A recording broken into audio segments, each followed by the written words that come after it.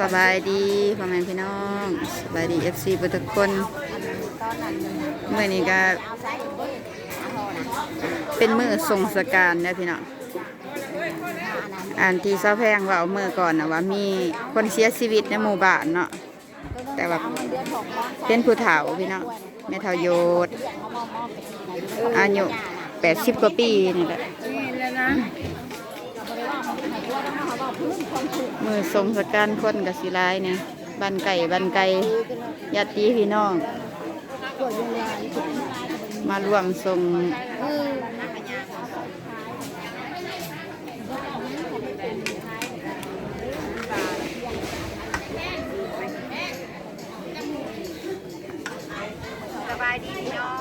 ทีมงานขูดหนัง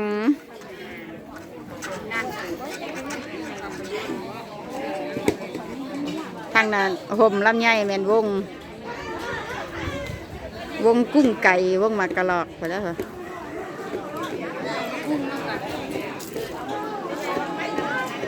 สบายดีเอากระบุ้งมาส่งกันถักห่มนี่เด้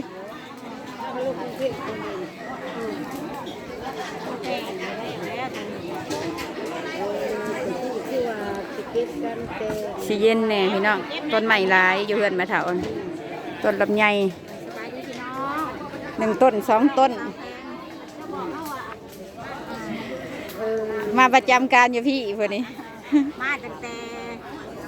หัวไข่จนหอดหัวโน่นเดือนวันกันมาตั้งแต่แล้วเสียว่า4 โมงจะมาแต่มื้อแล้วเสียพุเที่ยวเอาบ่เที่ยวมาในมื้อนานๆ3 โมงอย่าฮอด4 โมงเลยมื้อเขาบ่นอนมื้อเที่ยวเอาเนาะนึกว่าจะนอนแล้วก็ขอมื้อนอนซะก่อนยาเอ้ยมื้ออื่นจักสิมาว่าเขาก็มาเพิ่นอีน้อยให้ไผตำแจ่วเพิ่นอีน้อยใส่สินอีกได้พี่น้องโอ้ย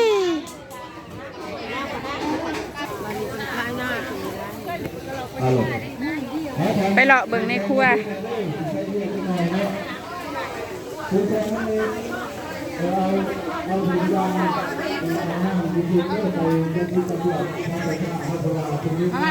เห็ดยังเนาะ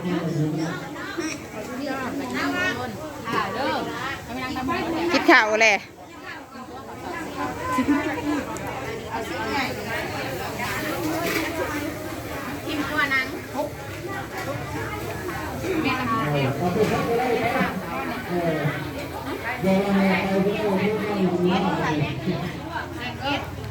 อิ่มแน่พวกแม่ครัวนี่แหละเฮ็ดน้ำใส่ปากไปน้ำตักประเทศบ่นะตักใส่ผ้าเพนพี่น้องแกง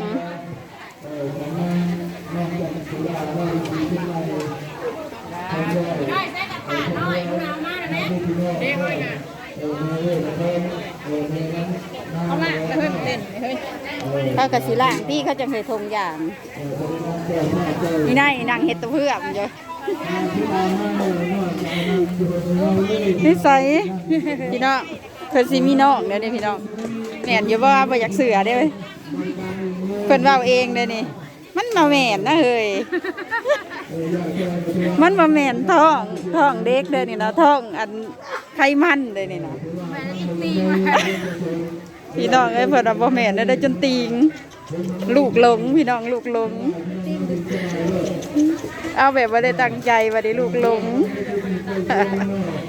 แม่น้องเยี่ยมสิมีน้องอีกแล้วพี่น้องเอ้ยซาเพลงเนี่ยบ่อยากเสือเฮ้ยมันเป็นไขมันนะว่าบ่แม่นท้องนะว่าบ่แม่นได้เพราะเราจนติงหาเดือนปลายเลยพี่น้องหาเดือนปลายเนี่ยคือว่าแม่นนะเว้ยเนาะอย่าคือแบบว่านั่งไขมันนี่แหละเฮ้ยคือไขมันไหม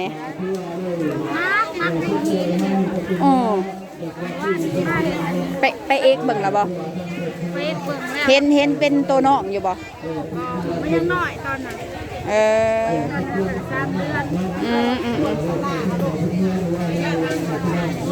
มึงดูนี่ลูกจนใหญ่แม่นว่าบังคับนะจนใหญ่เลยลูกลงพี่น้องเอ้ยบ่ตั้งใจยังเป็นศาสตร์เนาะคนนี่เนาะตอนสิอันนั้นคือบ่ป้องกันไหมคือบ่ป้องกันว่าต้องให้ลูกลงเผาละไผ่เพื่อจะได้ลูกลง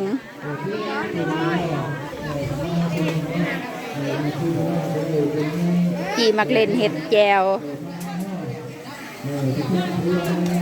อันนั้นขัวหมูขัวหรือทอดนะทอดบ่พี่นางทอดแคบมันอะเขาเอาลงหมอเนี่ยนี่แล้วเนาะขัวไปขัวมามันกรอบขึ้นเองมันมีน้ำมันเองเนาะมันมีน้ำมันขึ้นมาในตัวเองเขาเอิ่นว่าเห็ดแคบไม่สวยนอกจากว่ากระถางไปดิ ตะไคร้แห้งลูกขี้บอกแล้วอยู่บนเตาเขาบอกอะไรอ่อนเขาบอกให้บัดนี้พูดได้มานี้บัดนี้เป็นยากมันเด้อโอ้ยกูนายอันน้องดูว่าจ้ากูนายน้องกูนี่เด้แค้นบักหล่อๆว่ามานุ่งสินไปรีดออกเด้อไขมันนะเด้อคันอยากเป็นแค้นแม่ยิ่งนะเด้อดูพี่น้องเอ้ยน้องสาวข่อยแค้นน่ะหล่อคือผู้ชายมันมาใส่สินเรารอใบแจกมาได้คนละหล่อไว้ใจบ่ได้ทำมันอ่อนทำมันบ่แข็งอยู่เป็นช่วงหาเงยน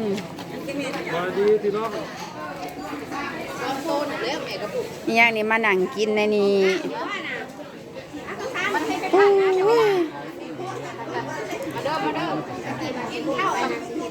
นางจอยถ้าก็เห็นหน้าเห็นตามัน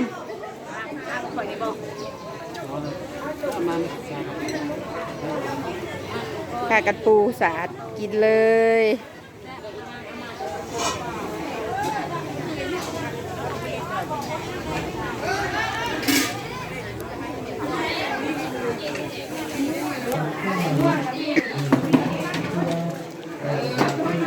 เบิ่งทางนอกแล้วก็มาเบิ่งทางใน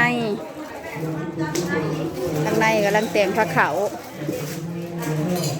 มืดเนาะบางนี้เนาะ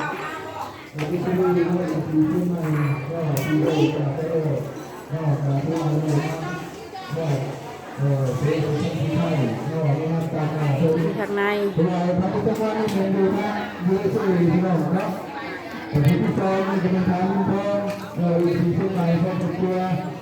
โอ้ยกล้องคอยกัน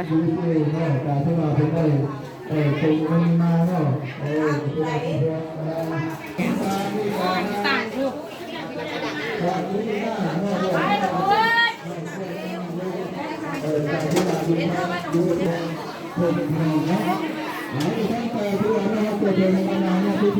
คนก็กำลังเริ่มมาพี่น้อง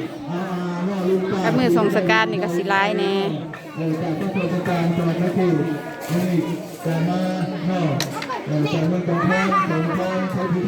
ศพเพิ่นก็สิเขาอยู่พี่ภาษาพี่น้องในงานส่งสการเนาะเป็นท่านผู้ใหญ่ทำในพิธีเนาะยินดีที่ไหนก็มีการเบิดเล่เนาะอันนี้คือว่ากินยังนั่นน่ะกินกระตุกหรือกินน้ำมึงดูพี่น้องหลายคนหลายเป็น